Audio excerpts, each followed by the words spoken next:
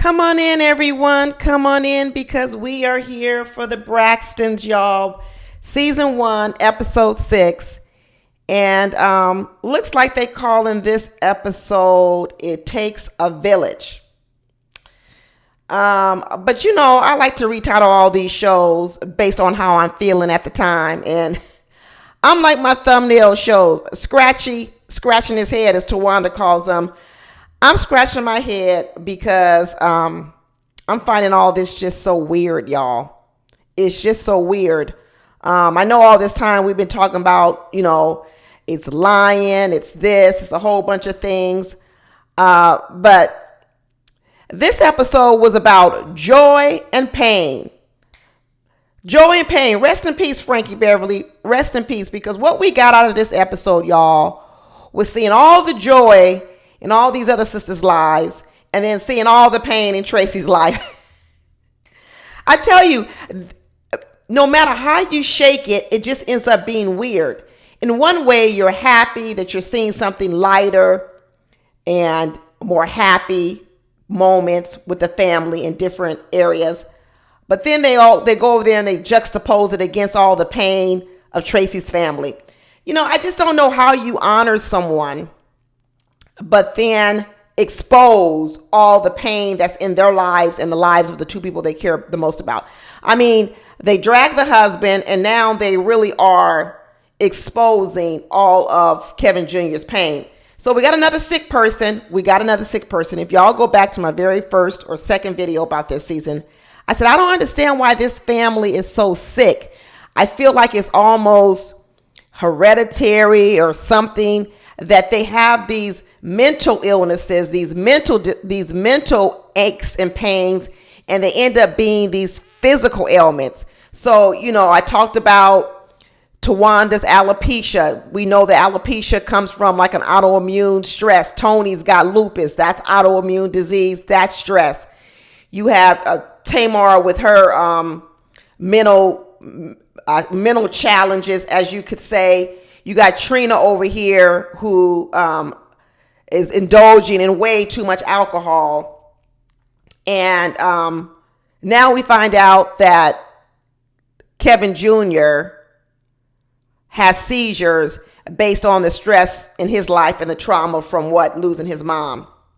So I just don't know how this episode, like I said, is the joy and the pain. And all the pain is coming from Tracy's side. I just don't think Tracy would want this. I still don't think Tracy would want her legacy to be everybody else's is all joy, but I'm over here, y'all showing all the pain in my life.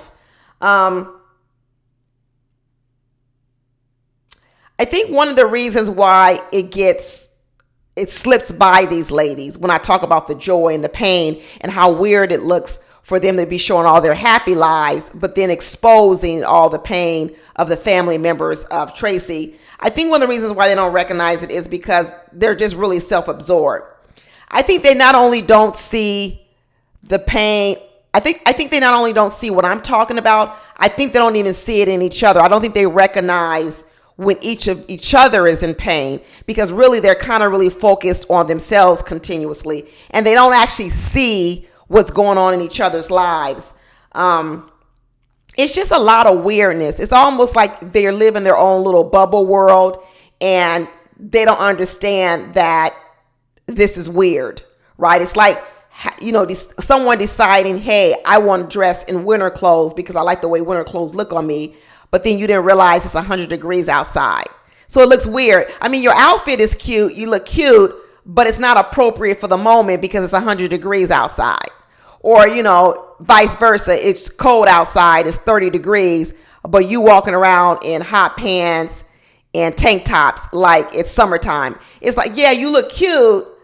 You look cute if I just look at you in your own little world.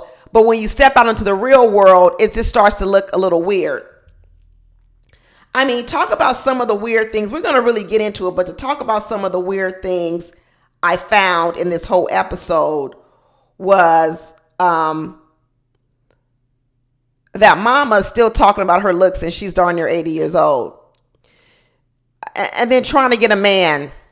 I mean, it was nice to see her with the girlfriends, but I don't know if I really wanted to see a 77-year-old woman still trying to date like she 22, talking about I want to find a man that's tall and a man with a bag.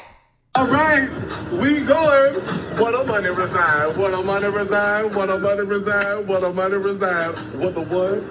What a money reside, what a money reside, what a money reside, what a money reside. Okay, and that's on who? Man had a little lamb. Okay, okay. Money. Like I said, where the money resides. Some things never change. 76 years old and still talking about where the money resides. I thought it was weird when the mama was telling Kevin Jr. that, when we started talking about how he lost custody of his child, the mother telling Kev Jr., you need to make sure you stay in that child's life because that child's going to need you. But then seeing how she and the family relished over the wedge that was being formed between Kev Jr. and Kev Sr., not offering any advice to form that wedge, but then telling him, be with your son, but then not doing anything to help bridge the gap between Kev Jr. and Kev Sr. I just find these things weird. I thought it was weird. The Tracy Braxton is still trying to get her mother off her payroll by setting her up on a date. She's like, I need to get this woman off my payroll because, like I said, Evelyn where the money resides, And was it just me or did son look a whole lot like Kenny Babyface Edmonds? I ain't trying to start no mess. I'm not really trying to start no mess. But when I first saw that son, I said, oh, he's good looking. And then I said, dang, he looked like Kenny Babyface Edmonds. So then I said, well, wait a minute. Let me go look at Tony's ex-husband, who is Kerry Lewis. Let me go Google him real quick. And I Googled him and I was like, ooh, he don't look like Kenny Babyface Edmonds.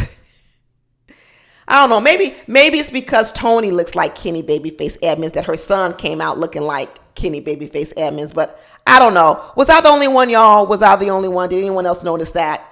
I thought it was weird how Tamar talks out two sides of her mouth.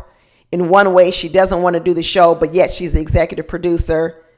And then she's the executive producer, but then she says she's a friend of the show, but she acts like someone made her the friend, but yet she's the executive producer.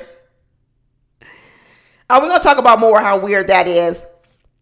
We're going to talk about Trina, and every business venture that Trina does involves alcohol.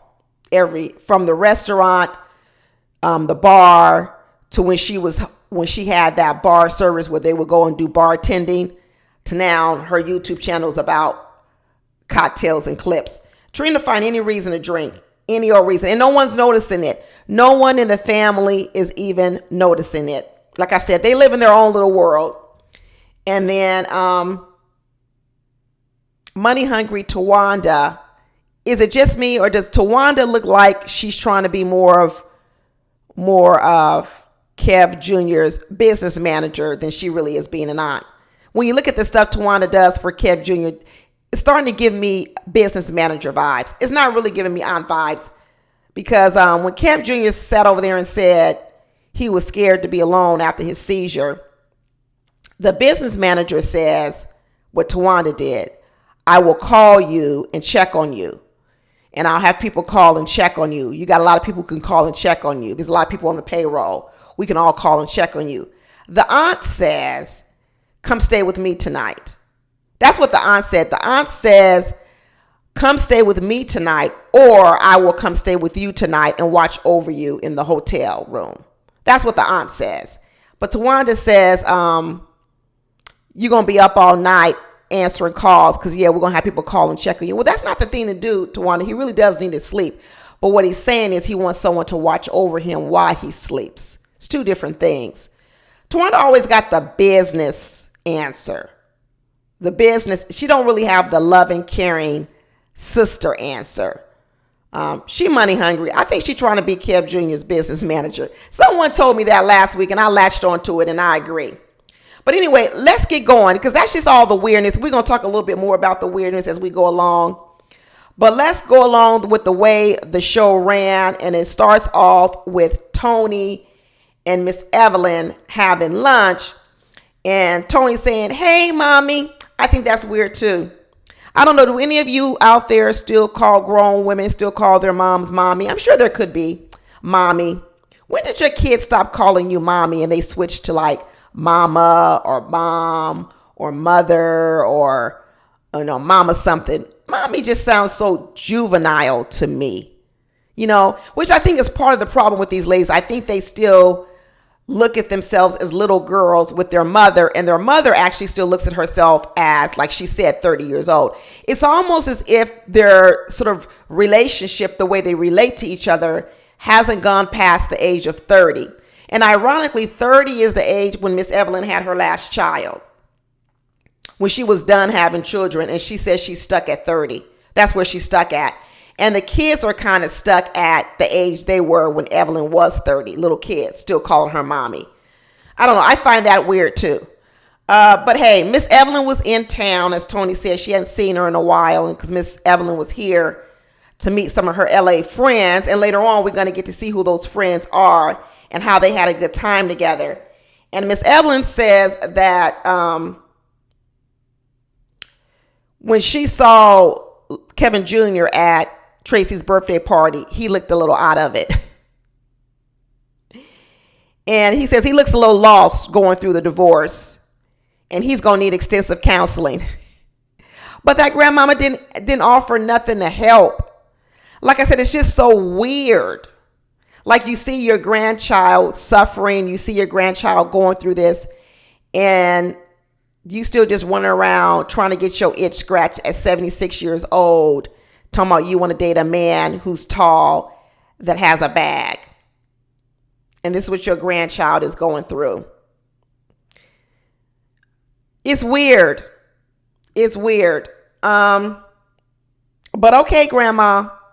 Okay, grandmom. And I guess they don't call her grandma. They call her a mom. That makes sense. That makes exact sense that her kids still call her mommy, and she wants the grandkids to call her mom. This woman definitely don't want to embrace her age, and she looks good for her age. So I don't even know why she doesn't embrace it, because she absolutely looks good for her age. But she said, "Kev Jr., are you gonna need a lot of counseling?" Now you gonna need it, Kev Jr. But when we was trying to get it for the sisters, the mama wasn't having. She's like, she don't want to have nothing to do with counseling. You know how many counselors these folks have been through? They went through Iyanla, TD Jakes. I think they went through Miss Sherry. They went through, now they're going through this lady named Spirit. They went through another lady. They done had like 6 different therapists. But I guess now Miss Evelyn believes in it. She didn't believe in it these last 8, 9, 10 years, but now she must really believe in it. And then they started showing us pictures of Trina and the mom going shopping for a dress for this date she gonna go on. Woo! Tony must have called up Trina and said, "Girl, take mama shopping for a dress," because Tony's like, "I don't know when I'm gonna get this mama off my payroll. She's so picky with men." Well, why she don't really need no man, Tony, when she got you paying all her bills, you and Tamar. Why would your mama need to find another man that could help her with her bills when she was younger, when she got you paying all her bills? That's like your kids. Your kids don't need to get out there and make no money for themselves or form any relationships or start depending on a man, because the girl says, "I just have my parents keep paying all my bills." And the boys say, I stay at home and have mama take care of me. I really don't need to go out and find no wife. Woo! That's why Tony been so mad. Remember, Tony kept saying she has never been able to spread her wings. She never been able to spread her wings nor spread her money because she always had people in her pockets, it sounds like. Tony trying to get Miss Braxton out her pocketbook. That was funny. That mama said she don't want no basketball players because I guess she said they're too self-absorbed, and you really can't have 2 self-absorbed people in a relationship at one time. That mommy said, "I don't want no man that's used to the spotlight because I need the spotlight. I don't want no man who wants the spotlight because I'm going to need the spotlight." She said she don't want no professor because they're going to be too smart. No, she said because they may have Alzheimer's. And she said she got high standards at 77. High standards. She said, don't set her up with no 80-year-old man. That's too old. Miss Evelyn, go on over there and love on your grandchildren. Give them the help they need. Fill in for where Tracy left off a little bit. Add something. Add something.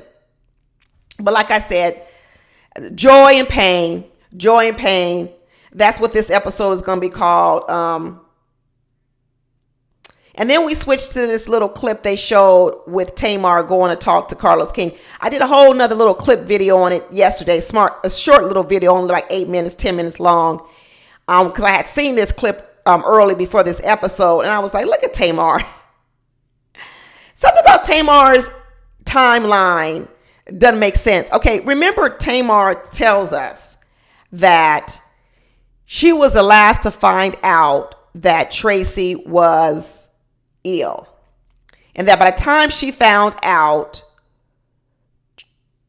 she was in hospice. And that she only had 2 weeks to live. So first of all, the question I want to know is, where was Tamar? Tamar spent a lot of time blaming the sisters and the mom and everyone for not telling her Tracy was sick. And why didn't you tell me? And they all said, well, we had to keep Tracy's secret. But yet here on this show, they're willing to spill all of Tracy's secrets in her life going on with her family. They're willing to, but at that moment, they didn't want to break the code of silence. It's funny how when they invoked the code of silence, they didn't invoke the code of silence when Tracy was alive and Tracy asked them to stop talking about me, stop talking about my husband, stop talking about my family. They didn't want to honor the code of silence, but when it came time to Tracy in her last days, they told Tamar, we're going to invoke Tracy's code of silence and we're going to, put you on the outside. Some of you are accurately predicting that the new person that's going to be the outcast in the family is Tamar. And she is going to be that. She was already kind of there before, which is why she really should have bonded with Tracy. She was already really there before. That's why she didn't get told. That's why the sisters didn't tell her. And Tracy didn't want to have nothing to do with her. And I'm okay with what Tracy decided, because let me tell you something. When you in your last days and you know your life is almost about to end, you really don't want to be dealing with no one looking you in the face that treated you horribly. Tracy has the right to decide how she wants to go out of this world. And she may not want to go out of this world even looking at Tamar because of the way Tamar would make her feel. She has that right to do that. And I would respect that she has that right to do it. But the timeline with Tamar is really, really confusing, because in one way, Tamar says she didn't talk to Tracy until the last 2 weeks. But somehow or another, in these last 2 weeks, Tracy had a whole lot of conversation. Now, I don't know if any of you guys have ever really cared for a person with cancer in their last days. I have. I have a father who passed of cancer, and it's a slow deterioration. They don't just go from doing hula hoops and jumping around and then 2 weeks later they're dead. It's a slow deterioration. The last 2 weeks of a cancer victim's life, they're very, very weak. They're not really having a whole lot of conversation. And the fact that Tracy had esophageal cancer, which means she couldn't even really eat, I don't think Tracy was doing that much talking. So this idea that in the last 2 weeks when Tamar was there, Tracy told her all this information that I want to have a show and I want to do all this. I don't really believe these stories. In the last 2 weeks, I really doubt that what Tracy was doing was trying to produce a television show and telling everybody exactly what she wanted to happen. I don't believe it. They keep talking about that the will is not correct, because the will told us what Tracy wanted. But what they want to go off of is what Tracy might have said the last 2 weeks of her life when she could barely talk with esophageal cancer, when you're pumped up with morphine because the pain from cancer is so bad that all they're doing is trying to make you comfortable. You're going in and out of sleep, in and out of being awake.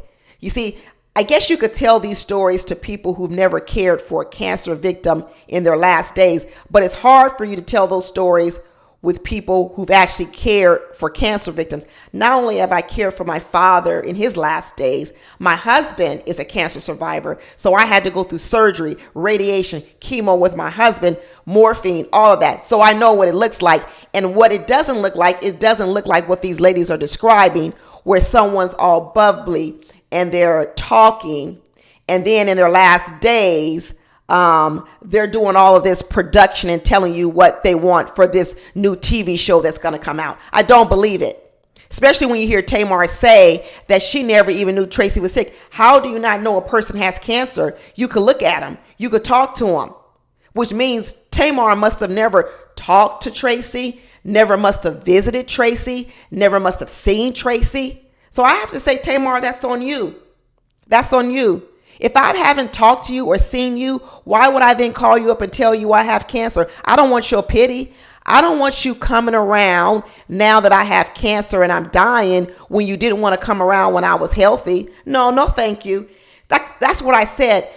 The sisters, all of them, it's not just Tamar. They only look at their world, their feelings. They never look outside of themselves. The next person they need to be trying to save is Trina over there with that alcoholism, because Trina drinks a lot. Trina drinks a lot. But Tamar said, you know what? Tracy didn't want me to know that she had cancer. I found out by mistake. But the minute I found out and she passed away, I went right over there and told Carlos King, the king of reality TV, the man that's a blogger on YouTube, that, hey, Tracy wanted to do a TV show and I want to talk to you about it. Will you keep my secret? Why, Tamar? Why? Why were you the one to do it? I guess because you're executive producer. You were looking to executive produce, but then you're going to come back around and say now you're the victim because now you're just a friend. Which is it? Did you want the show? Because you act like you wanted the show. That's why you went over there and told Carlos King. But then after the show got together, now you're talking about you just a friend, like you're mad about that. And then you talk about the show almost killed you. Which is it, Tamar?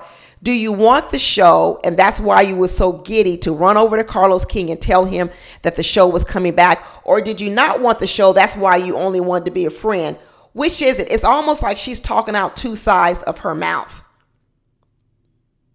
But anyway, then they went to this other scene. They showed Tony getting ready for her love and comedy, love and laughs show on the road. And she was trying on dresses with Michael Costello. Any of y'all used to watch Project One Ray? I did. And I remember Michael Costello. And I'm happy that he is now really dressing a lot of the stars. But Lord, have mercy. I'm about to wonder about Michael Costello. Is that early signs of an illness, or is that Ozempic? Is that the weight loss medicine? Because Michael Costello, if they had not said his name, I would not even known that to be Michael Costello. He looked completely different. And I don't know how long this has gone on because I don't really keep track of them. But I was so shocked. But you know, Tony was over there getting ready for her concert. She looks good. Tony looks good in almost anything she puts on. She really can wear an outfit really well. And then she's told Michael Costello, I just don't need you to dress me for my concert. I'm going to need you to get my 80-year-old mom a husband so she can get off my payroll. And I'm going to need you to put my son, Denim, in some fashion shows too. Tony came with the ass. She said, I'm going to need you to give me these dresses, get my mama an 80-year-old man who's fabulous, fit, who can satisfy my mama, as she says. And I'm going to need you to put my son in a fashion show. Michael Costello was like, girl, this is too much. This is too much. I'm barely 110 pounds, my own doggone self. I don't have this much energy. This much energy. He ain't got it. Then we switch back over there to Tamar. Now she actually doing the show with Carlos King. And like I said on my last video with Carlos King, he loved to pump up the women. The women he loves, the bullies. I told you Carlos loves a bully, and he let it slip on this episode that his favorite is Tamar.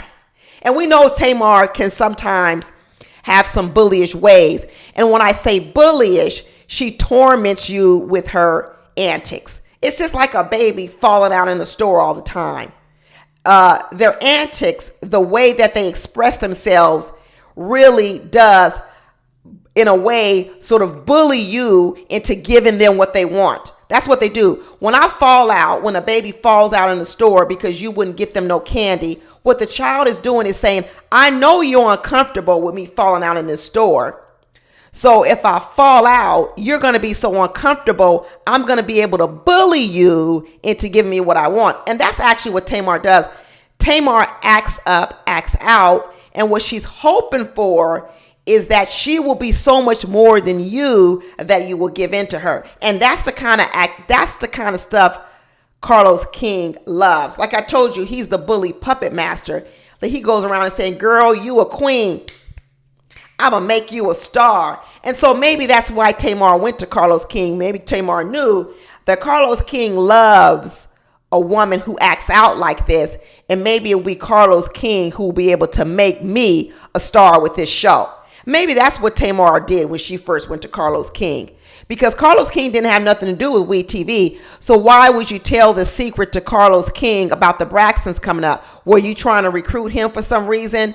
But then we found out he can't work with WeTV because he's over there at OWN. Who knows? I don't really know the reason why Tamar would tell the secret to Carlos King unless she was going over there to get something. Because now she says, oh yeah, Carlos King likes me because he thinks I'm a queen. Okay, Tamar. But Tamar says she's healthy, she's blessed. And he was asking her, why did you really want to redo this show again? And Tamar says, because she wanted reality TV to show all facets of the life of a black woman.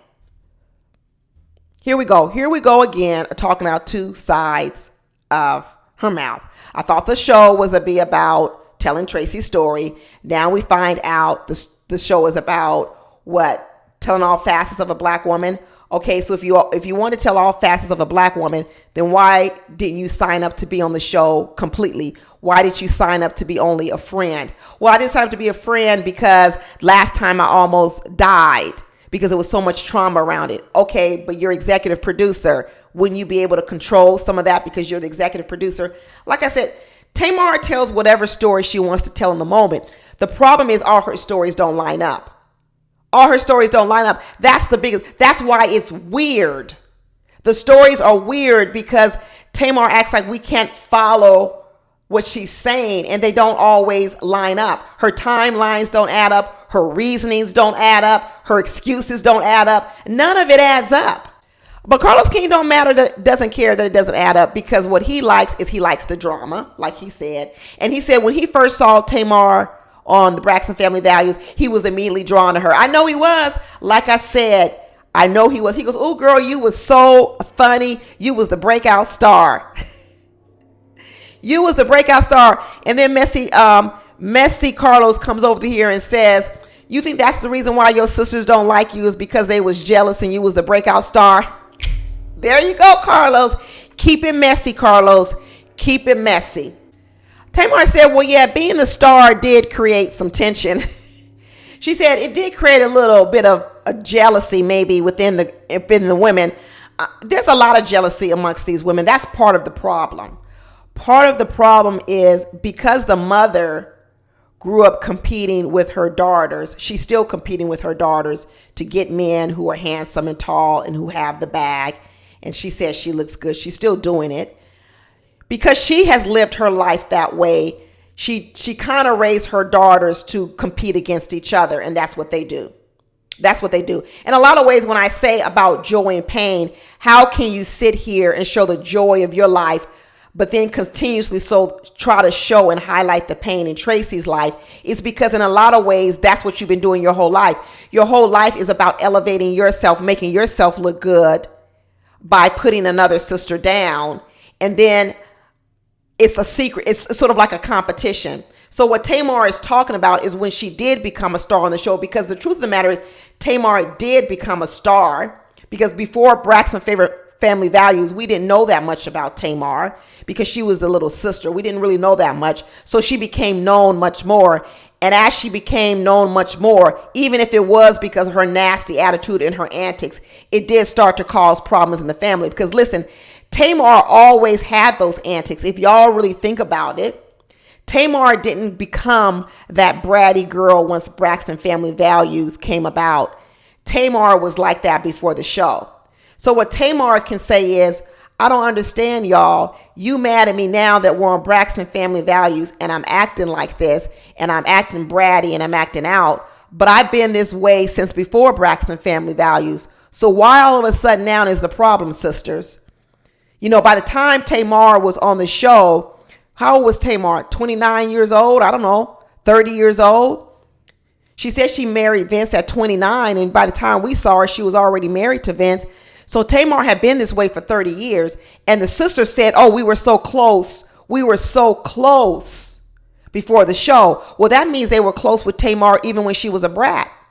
So why all of a sudden now are they upset with Tamar when she is a brat on the TV show? She's just being herself. Tamar has always been a brat. But what Tamar got used to was it wasn't a problem when I did it behind closed doors. But now that we're here on national TV and people find me funny and people find me interesting and people like the king of reality TV, Carlos King, is calling me a queen and telling me I was carrying the show. And now all the sisters got a problem with me.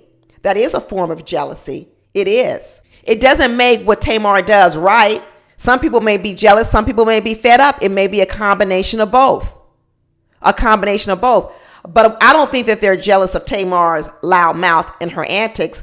But once Tamar started coming up and Tamar started getting record deals and Tamar started making money, I do see that there were some sisters, Tawanda, they did get a little jealous of Tamar. I believe so. And I think that's what really started to create the rifts with Tawanda. And I think when Tamar started talking about Tawanda's issues, how Tawanda was broke and how Tamar had to pay her bills, I think Tawanda really got mad at Tamar when that started happening. I do. And then as Tamar started to get more famous, I think she became worse and worse and worse. And then she became downright disrespectful to her sisters. And then that started to cause a lot of problems with Tracy. Because then what Tamar started doing was she started bullying Tracy as well. Like I said in my last video about Carlos King, he's the bully puppet master. Because what Carlos King knows about bullies, and I said it in my last video, is Carlos King has a knack for finding bullies. And the thing about bullies is people know that they're bullies, but they may tolerate a bully. But what they don't do is they don't promote the bully. And so Tamar had all these antics, and her behavior is bullyish because what she does is she creates such drama in the family that it bullies people to react a certain way around her. They tolerated it from her. But then Tamar started getting notoriety for her antics. She started becoming popular for it.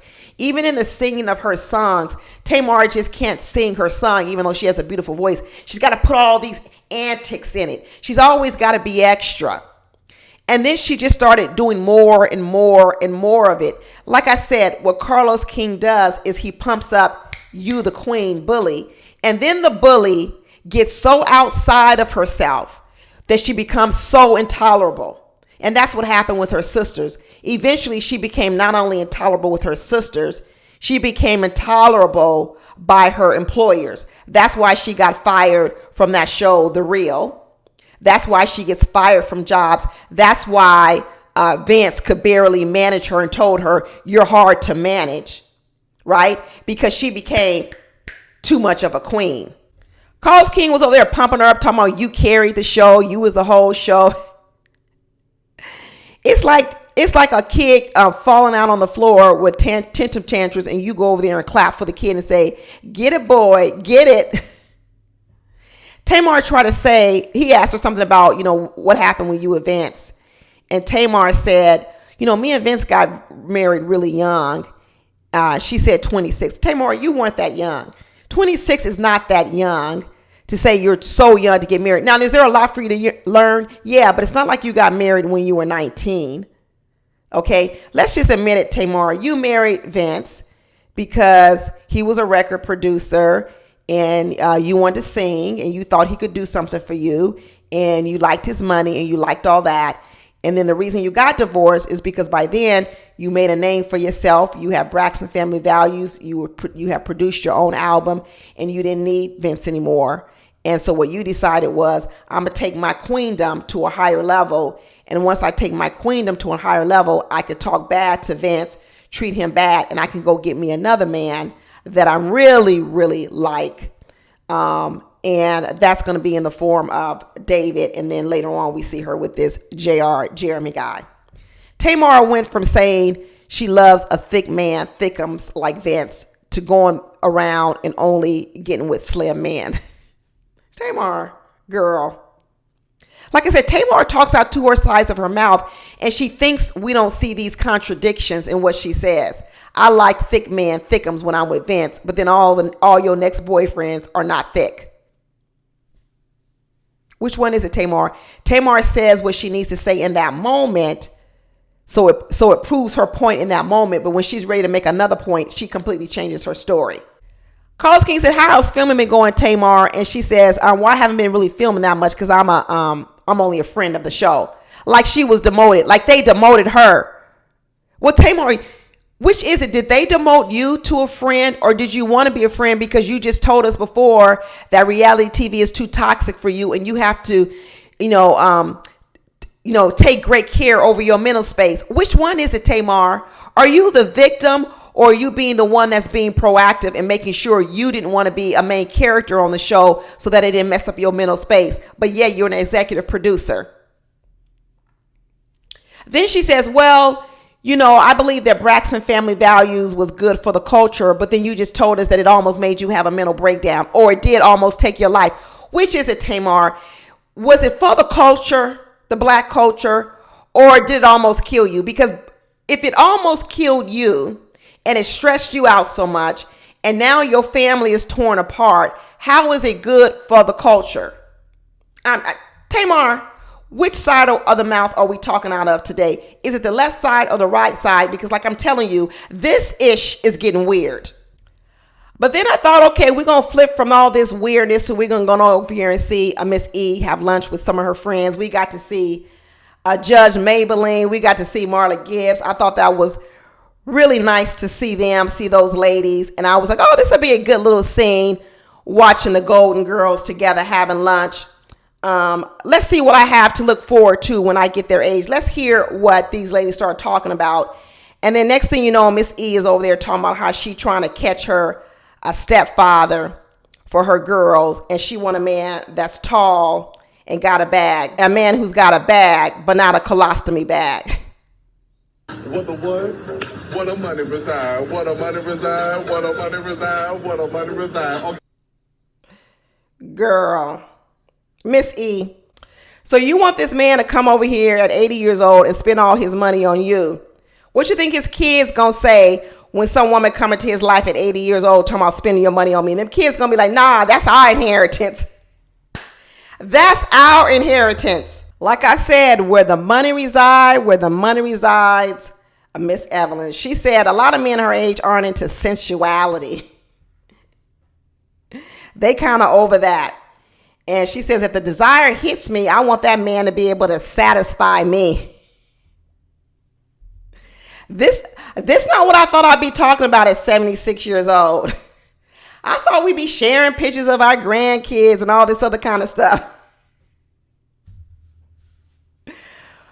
What the heck? Talking about, I don't know, something else. Maybe how you travel in the world. I don't know what you be talking about. But I didn't think nobody want to be over here talking about, can an 80-year-old man satisfy me in the bedroom? I would Marla Gibbs. At that point in time, just go on over there and buy yourself something if you still got the urge. Go buy yourself something. Like Marla Gibbs said, do it for yourself. Do it for yourself. Miss E over here looking for somebody to pay her bills, do everything for her. Miss Evelyn, what are you doing for somebody? What are you doing for somebody? She did say she was over there filming with her grandson, Logan a cooking show. Like I said, where the money reside, where the money reside. And that's on who? Man had a little lamb. Okay. Miss Evelyn gonna spend the time with a grandchild who's making her some money. It gotta be one or the other. She ain't gonna just spend her time with you. You either gotta be doing something for her or making her some money. That's why Trina's sons don't ever see her, and I don't even think she spend no time with Tawanda's sons either. The only people she spend time with is Logan, because Logan over there making her some money off their cooking show. But now that Denim is modeling, she might end up popping up at some of them fashion shows and some of those photo shoots. She might find a way over there to make a little bit of cash. But the photo shoot was cute. I like when Toni introduced herself at the photo shoot as I'm Denim's mom. I thought that was cute, as opposed to saying I'm Toni Braxton, even though everybody knows who she is. But I thought it was cute that she tried to let her son have the spotlight, at least for a little while, until after she went up there and grabbed that iPad from him and started looking at them pictures and kind of pushed Denim out the way. Toni, step back. He was trying to look at his pictures and see how they looked, and Toni was like, let me see them. Get out the way, son. Ooh, I guess it's hard to change old habits when you're used to being in the spotlight. It is hard to see. Like I said, they don't see themselves. Everybody else sees them, but they don't see themselves. It's like they're blind to it. And you know what? I thought it was also kind of weird that why does Denim have the Braxton last name? Why isn't he Denim Lewis? Isn't his father's name Kerry Lewis? Why is he Denim Lewis? Why isn't he Denim Lewis instead of Denim Braxton? Or maybe Denim Edmonds. Denim Babyface Edmonds, because I'm telling you, he looked like Kenny Babyface Edmonds. He really, really does. I don't know. Like I said, another weird thing. Is that just so that he could make it with the last name of Braxton? Kev Jr. don't have the Braxton last name. He got his daddy's last name. But I guess Denim has the Braxton last name. I wonder what they did with all their kids.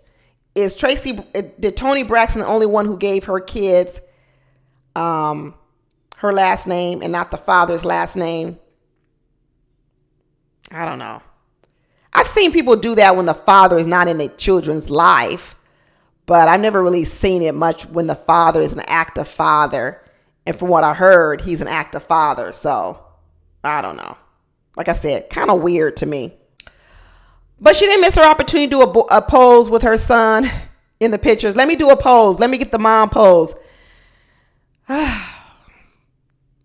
telling you, this idea of competing with your children, it's taught. It's taught. Toni should have refrained from wanting to do a picture with her son. Just let him have the spotlight, Toni. You get the spotlight enough. You get it enough. You got enough pictures with your son. You don't really need to take this moment to do another picture with your son. You got enough. You got enough. You know, this stuff is taught. This idea that you have to always somehow, they may call it not competing. In a lot of ways, they may not know what competing looks like. They may not know what taking the spotlight away from someone else looks like. And I don't think they know what it looks like because their mommy did it so much. Their mommy did it so much. And now they are repeating it as adults. Stop doing that, Toni. Stay out the pictures. Stay out of the pictures. But Toni's happy her son is taking modeling seriously. I hope he makes it. Because if he don't make it, Toni going to be paying his bills too.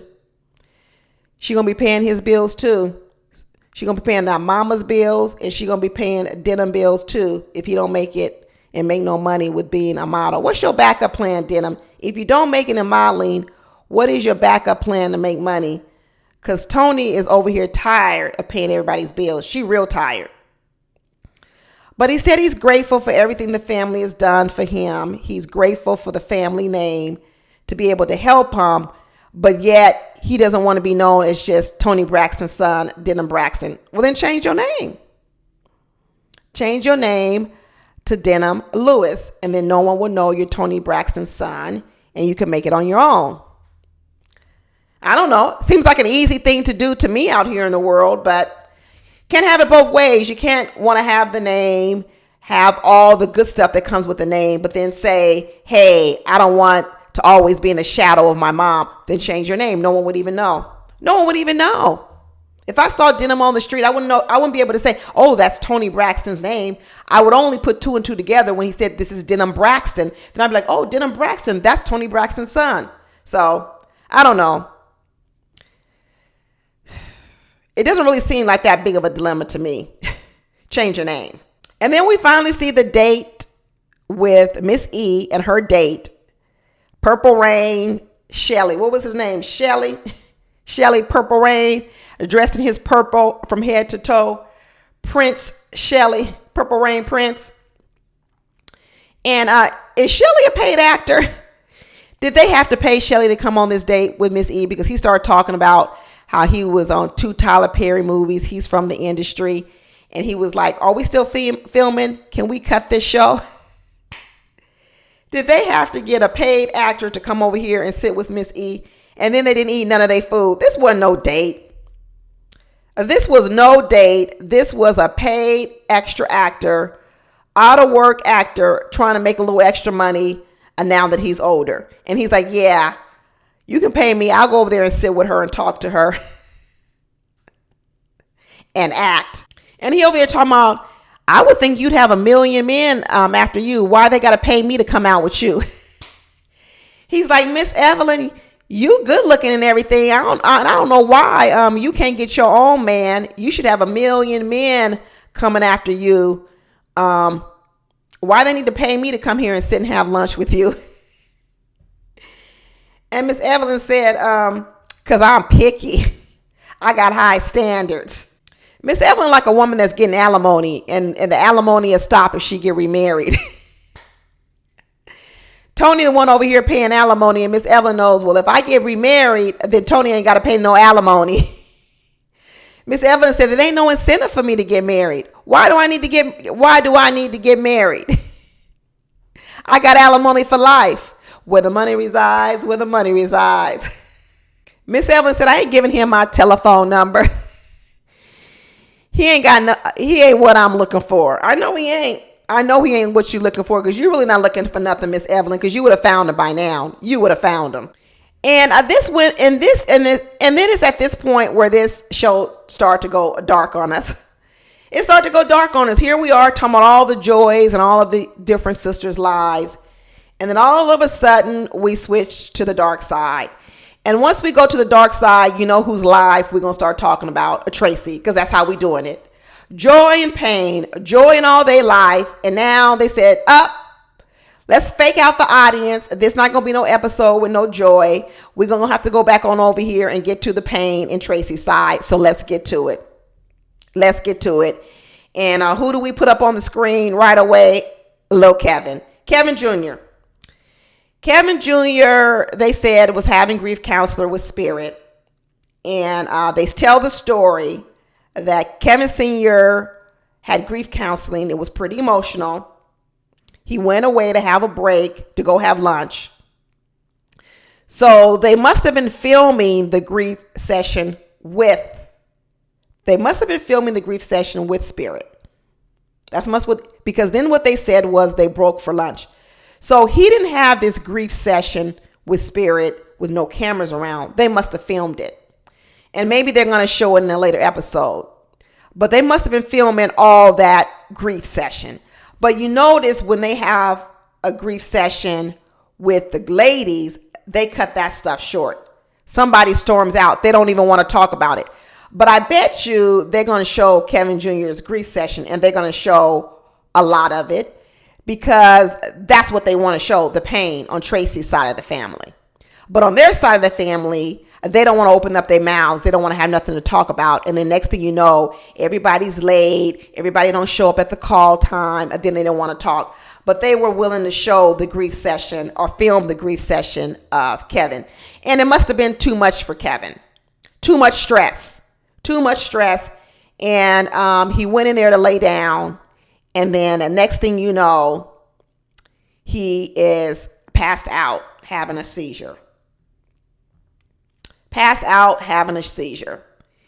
And The seizures of overall the stress he's doing. So let me get this right, y'all. Little Kevin is now stressed out because his mom has passed, and he's now having seizures because of this. All the sisters know this. All the sisters know of Kevin Jr.'s medical condition. They also know that Kevin Jr. is going through a divorce. So what they do is they say, okay, we're filming this show and we need Kevin Jr.'s consent, because they needed his consent to do this show, because remember, he's in control of Tracy's likeness and image. So they needed him to come along and sign up on the show. And then what they do is they say, yeah, we know your mental state is not good, but we're going to make you a fly out here to LA to film. Remember, Tony can't fly nowhere when she has lupus. But Kevin, in his illness, he can get on a plane and he can fly to LA. And not only do they drag him out here to LA to film a show that they wanted, they drag him out to LA when the next day he has court to fight for at least shared custody of his child. Who does that? So Kevin Jr. has one of the most important days of his life coming up, him fighting in court to get joint custody from his soon-to-be ex-wife for his child. And what this show does, the executive producers, because remember, they're all executive producers, they fly Kevin Jr. out the day before, make him film a very stressful scene, and then say, after you film this very stressful scene, you need to hop back on a plane, get back to Maryland so you can fight for your daughter. Are they really looking out for Kevin Jr.? Who would put this type of schedule onto a person you already know who's suffering from seizures through stress and nervous breakdowns because of the death of their mother? Who does this? Is this love? Is this the way you treat a loved one that's already in stress? You add more stress. You make them come to LA, get on a plane, do a grief session on TV with it being filmed, hop back on a plane knowing you have the most important day of your life to go and fight for your child. And then what if you were to miss the plane?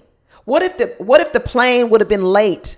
Now all of a sudden, now it's all the mother's fault that she didn't postpone the trial so that he could get back there. You see, now it's all the mother's fault. First of all, a trial date is set very, very far in advance. Very, very far in advance. And so what this family said was, now let's blame the woman, Olivia, because she didn't want to change the date of the trial. Well, why would it be Olivia's fault? Why wouldn't it be the executive producer's scheduling? The fact that you scheduled this scene the day before his so-called trial date, why wouldn't it be your fault? Why is it Olivia? Why should she have to change her date in her court case when she's probably been waiting for this date for a long time, and you all get to schedule Kevin Jr. any kind of schedule you want, and then when it doesn't work out, you call Olivia and tell her to change her date? Business manager Tawanda got on that phone and told Olivia, why don't you postpone and change your date? No, a business manager Tawanda, you should have changed your filming date. You see, Toni Braxton don't change the dates of her show. She sure doesn't. That's why she ain't never there.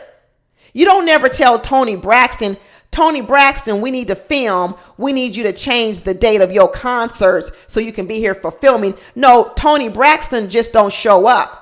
But see, what they did to Kevin Jr. is they said, Kevin Jr., you need to be here. You need to show up. I could care less that you got a court date tomorrow to fight for your child. You need to be here for us, Trina and Tawanda, because Trina and Tawanda need to make this money.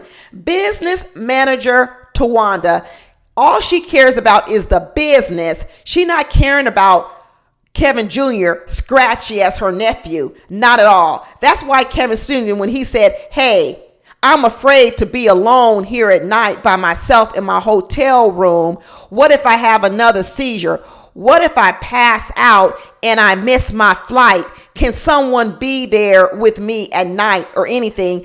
And what Kevin Braxton's auntie and what Kevin Jr.'s business manager Tawanda said was, I'll give you a wake-up call. I'll call you.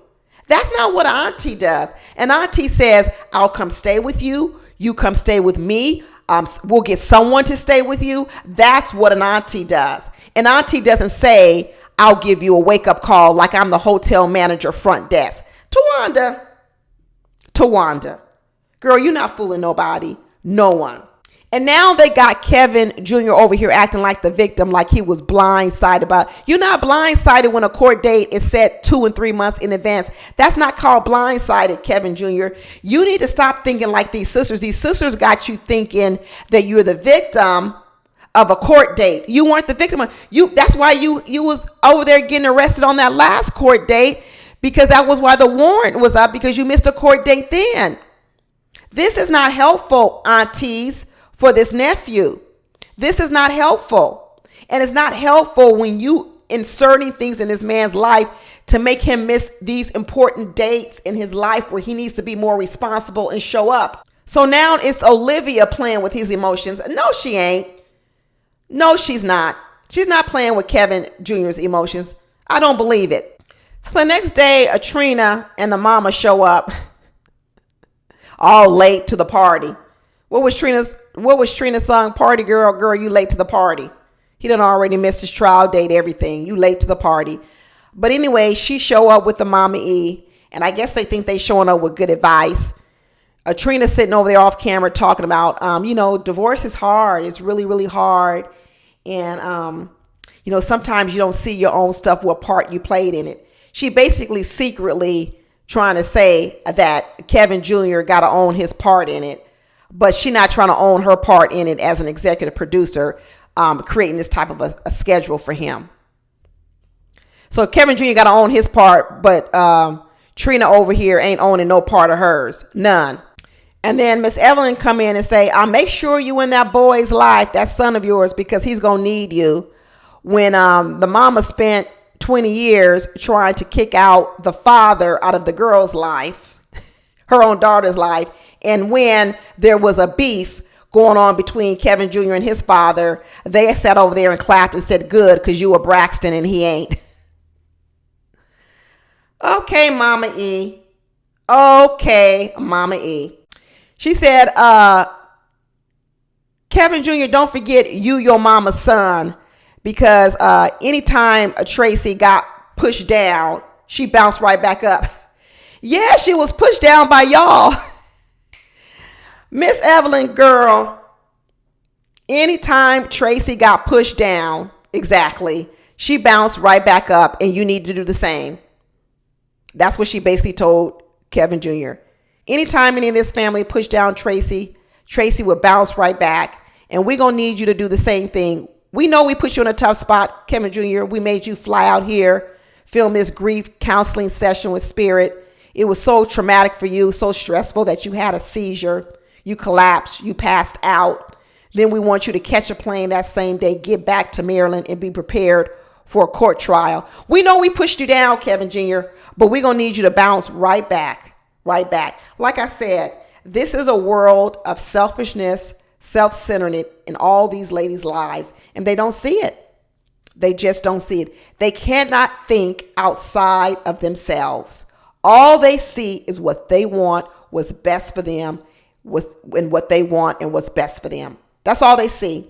They never see the big picture. It's got to be tough to be in a relationship with these ladies. Very, very tough, because you will never be seen by them. You will never be seen, because all they do is see themselves. They never see anyone else around them. And that's why they fight with each other so much, because when they fight with each other, they're all fighting to be seen and heard. Remember that episode when Tawana was banging on the table and talking about, no one hears me, no one listens to me. Everybody, all these sisters all talk about how no one sees them and no one hears them, because they all individually just see and hear themselves. They don't actually see and hear each other. It's sad to watch. So this episode, Joy and Pain, that's exactly what it is. Joy and pain. Anyway, that's it, y'all. Talk to you later. Bye.